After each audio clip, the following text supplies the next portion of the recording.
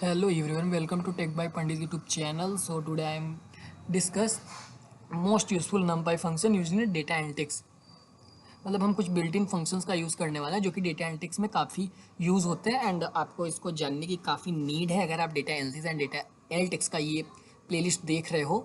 तो मैंने इसे इसलिए इस वीडियो क्रिएट कर रहा हूँ जिससे आपको सारी चीज़ें क्लियर हो जाए। एंड अगर आपने अभी तक पाइथन एसक्यूएल एक्सेल की वीडियोस नहीं देखी है तो इस प्लेलिस्ट को शुरुआत से आप देखिए एंड बहुत बेनिफिट मिलेगा अगर आप डे 1 से इसको देखते हैं। एंड आज हमारा डे 75 है and I am a freelancer. So हम स्टार्ट करते हैं क्योंकि मैं ज़्यादा बकवास नहीं करने वाला कि लाइक करो, सब्सक्राइब करो, कमेंट करो। आपको अगर चीज़ें सही समझ में आ रही हैं तो आपका मूड है, जो मन करना वो करो, बट चीज़ों को रिपीट करो, प्रैक्टिस करो एंड परफेक्ट बनो। सेम कॉन्सेप्ट है यही मेरा। एंड टॉपिक 1 की अगर हम बात करें तो मीन फंक्शन क्या होता है। The mean function return all smallest value in array, मतलब कि किसी भी एरे में सबसे छोटे वैल्यू को रिटर्न करने के लिए मीन फंक्शन का यूज़ किया जाएगा। एंड यहाँ पे एग्जांपल हमारा किस तरह है, तो मैं एग्जांपल को साथ में लिखा एंड यहाँ पे आउटपुट को भी साथ में मेंशन किया गया है। तो जब इसे हम रन करके डायरेक्टली दिखाते हैं एंड मैंने यहाँ पे अपना जुपिटर नोटबुक पहले से ओपन करके रखा हुआ है। एंड यहाँ पे हमारा क्या है, मैं इस कोड को एक्सप्लेन कर देता हूँ। हम सबसे पहले इंपोर्ट नमपाई एज एनपी नेमलाइजिंग करेंगे। मैंने आपको डे 71 से वीडियोस में आपको बताया कि नमपाई क्या होती है, कैसे यूज होती है, क्या क्या ऑपरेशन होते हैं, कितने मेथड होते हैं, कब यूज़ किया जाता है, कब तक यूज़ किया जाएगा, कितने टाइम यूज़ किया जाएगा, कौन कौन से एलिमेंट्स यूज़ किए जाएंगे, कैसे एरे क्रिएट किए जाएंगे। सो सारी चीज़ों को मैंने एक्सप्लेन किया एंड डे 71 से चीज़ बढ़ती चली जा रही है। सो अगर आप नहीं देख रहे हो वीडियो तो बिल्कुल 71 से अगर आपको केवल नमपाई पढ़नी है 71 डे से आप स्टार्ट कर दो।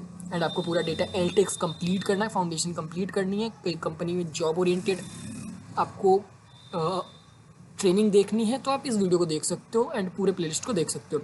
सो यहाँ पे हमने नमपाई एलाइजिंग कर दी एंड यहाँ पे हमने एक एरे क्रिएट कर लिया। एरे क्रिएट करने के लिए np डॉट एरे हमने बनाया एंड 25 10 45 30 एंड जिसने अभी तक वीडियो देखी होगी उससे पता चल गया होगा कि एरे हम किस तरह क्रिएट करते हैं। सो मैं यहाँ पे ज़्यादा एक्सप्लेन नहीं करने पड़ा, बट यहाँ पे एक्सप्लेन करूँगा कि प्रिंट np डॉट मतलब कि नमपाई डॉट मिन। मिन मतलब सबसे छोटा एरे, इसमें से जो सबसे छोटे हैं उन्हें दिखा दो भैया जुपिटर नोटबुक। तो जब मैं इसे रन करता हूँ तो ये क्या आता है 5, इसमें सबसे छोटा क्या है 5।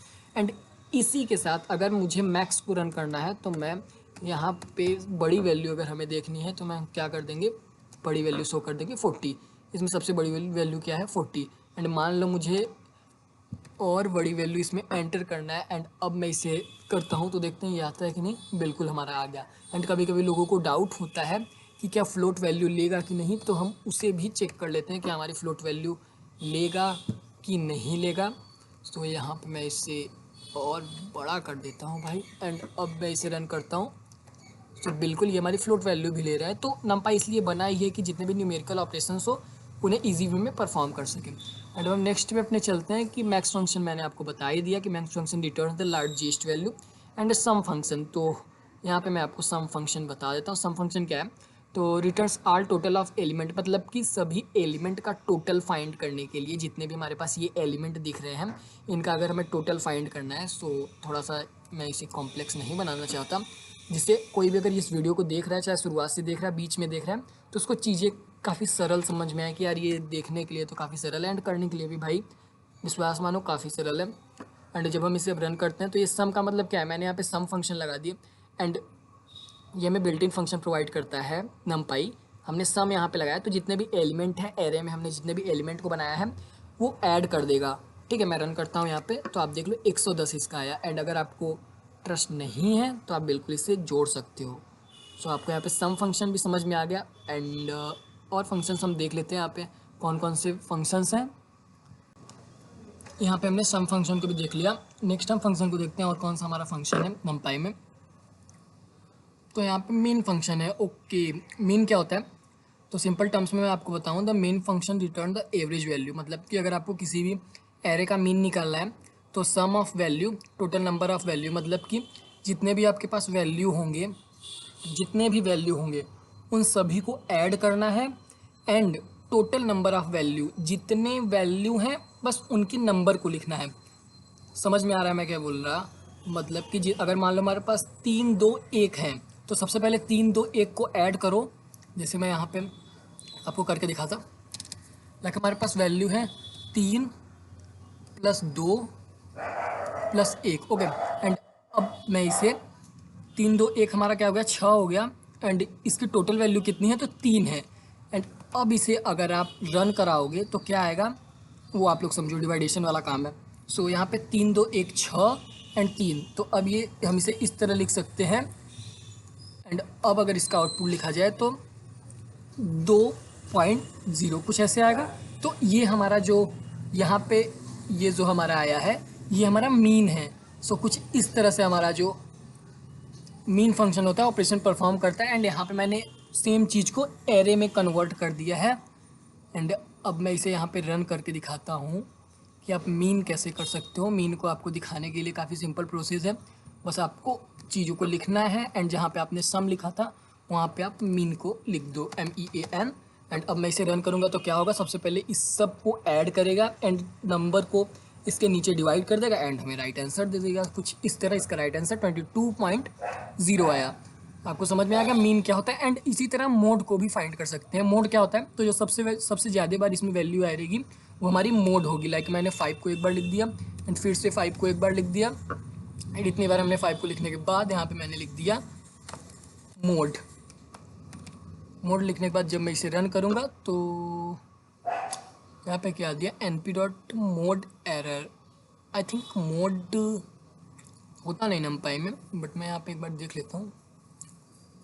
मीडियन ओके, सो numpy में शायद मोड नहीं होता। सो मैं इसको नेक्स्ट वीडियो में एक्सप्लेन ज़रूर करूँगा बिकॉज यहाँ पे शायद मैं कंफ्यूज हूँ कि यार मोड होता भी है, बट मोड मैं आपको बताता हूँ। अगर इस कोड को हम रन करेंगे तो यहाँ पे जो बोला जाएगा इंपोर्ट numpy कैरेक्टर क्या बोल रहा है, attribute has no attribute or model numpy has no attribute mode.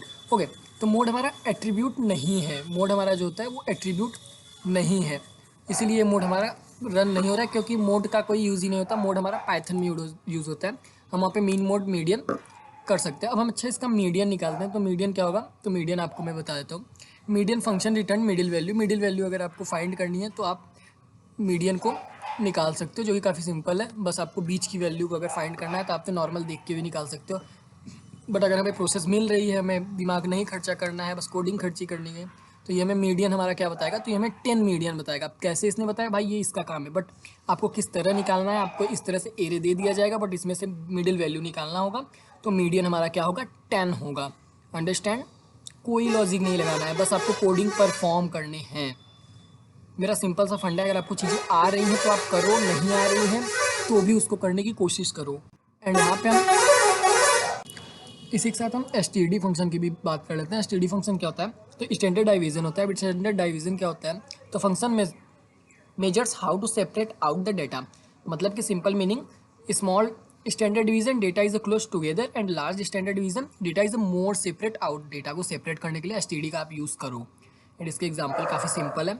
सो मैं यहाँ पे इसे रन करके दिखा देता हूँ। एंड मुझे नहीं लगता ये शायद इंपॉर्टेंट है, बट हो भी सकता है, तो मैं यहाँ पे रन करके कोड को ज़रूर दिखाऊंगा।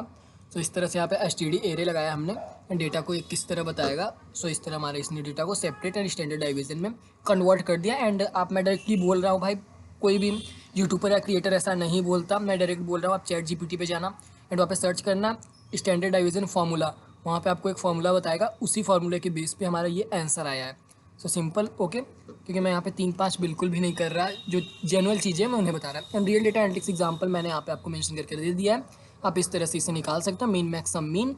एंड आउटपुट भी आपका सेम यही आना चाहिए। आई डोंट नो कैसे आएगा, बट आना चाहिए। ओके, प्रैक्टिस टास्क भी मैंने आपको दिया। प्रोग्राम 1 में आपको मीन मैक्स करना है, प्रैक्टिस 2 में आपको सम मीन करना है, एंड प्रोग्राम 3 में आपको std एंड मीडियम को फाइंड करना है।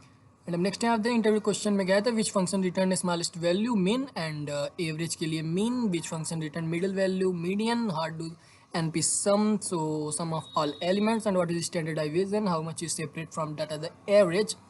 एंड यहाँ पे अगर समराइजेशन हम देखें आज की वीडियो की, तो np डॉट मीन हमने पढ़ा, np डॉट मैक्स पढ़ा, सम पढ़ा, मीन पढ़ा, मीडियन पढ़ा, std पढ़ा। Okay, so thanks for watching this video. अगर आपको वीडियो अच्छी लगे तो लाइक करें। Thank you.